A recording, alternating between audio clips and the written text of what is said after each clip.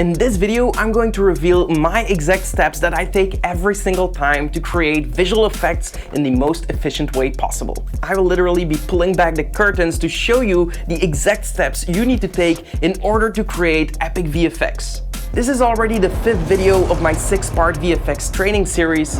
If you want access to all 6 videos, then click the link in the description below.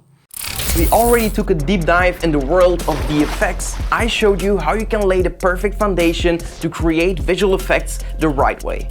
We also talked about the best computer your money can buy, and we also talked about the most efficient tools to create amazing looking visual effects in the most efficient way without feeling overwhelmed. That said, you have definitely come to the right place if you want to learn more about VFX, or if you are already experienced but you just want to get better or more efficient at creating VFX. Anyway, let's talk about my signature process for VFX. Every time when I start recording VFX, the preparation for the scene is something that is underrated like way too much. Everyone just starts shooting and they have the attitude, let's fix it in post. And that's the worst attitude you can have if you want to create rock solid VFX. And that's a problem that I used to do all the time. I just went to film something, I came home and I thought, what do I want to apply here? But that's the wrong way of looking at it. The better way would actually be thinking of your effect up front. Think about what you want to create and then go film for that. So let's say I'm going to be shooting outdoor. The most important things you want to take care of is that you're filming in a manual mode. Every setting on your camera should be set to manual so you don't have anything that flickers or changes during your recording. If you have auto white balance, the colors can shift. If you have auto ISO, the exposure can shift. If you have autofocus, the focus shifts. So these are all things you don't want happening on set when you're recording for VFX. So set everything to manual and set your shutter speed higher than you would if you want to record for normal stuff. It really depends on what type of VFX shot you want to do, but usually I like to record in a higher shutter speed because that gets rid of all the motion blur in the characters. That makes it easier to key out the characters or add VFX in there and make it look like it's integrated with my shot. Once I have recorded everything, my signature process is definitely to take an HDRI on the scene. For that, I use the Insta360 ONE X2. I am using this tool because it's just easy. One photo is instantly a 360 map before you actually had to take on a completely different workflow with an ultra wide lens and then just capture every single angle. And with that wide angle, you're just turning around and just capturing the entire environment. So it's a lot easier if you have a 360 camera. What you want to do here is capture at least 5 photos, starting from underexposed, moving up to correctly exposed, and then overexposing your shot, and having 5 variation photos that you can now merge together in Photoshop. That will convert it in an HDR photo, and I use this exact map to light my scene. This is going to make everything look integrated immediately because I'm using the exact same lighting environment as on set.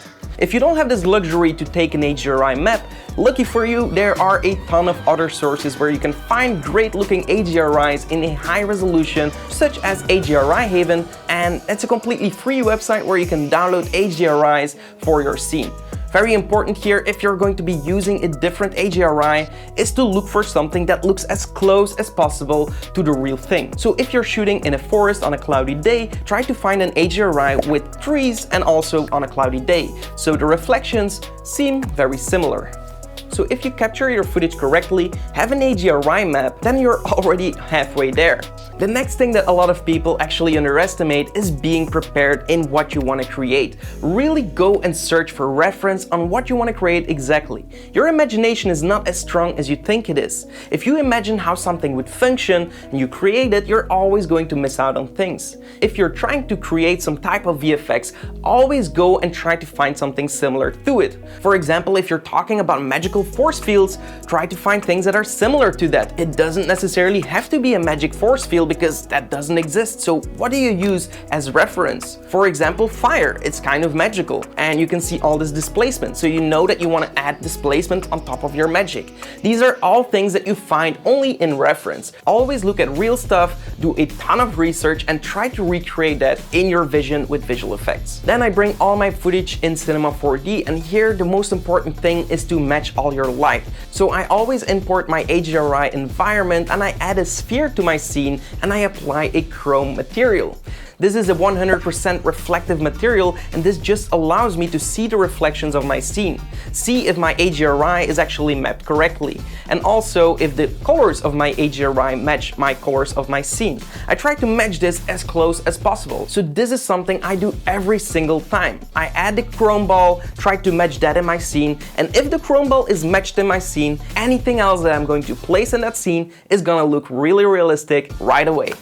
Alright, and that's my exact process on how I start on VFX shots. I gave you a clear insight on how you can create amazing looking visual effects in the most efficient way possible. And I totally get it. If you're new to this, it can feel like a lot and you might be confused a little bit, and that's totally normal. That's literally with anything new that you want to start with. But that's exactly why I have a special bonus at the end of this training series that you're definitely not gonna want to miss. Alright, so now in the next video, I'm going to talk about a secret that I apply to all my visual effects shots to make them look realistic right away. And it's not just making your light match and your colors match, it's much more than that. And it's something that a lot of people actually don't think about. Realism in visual effects is one of the most difficult things to do. But if you know the exact steps you need to take, it doesn't have to be. That being said, I hope you enjoyed this video, and I'll see you in the next one. Until then, create epic videos.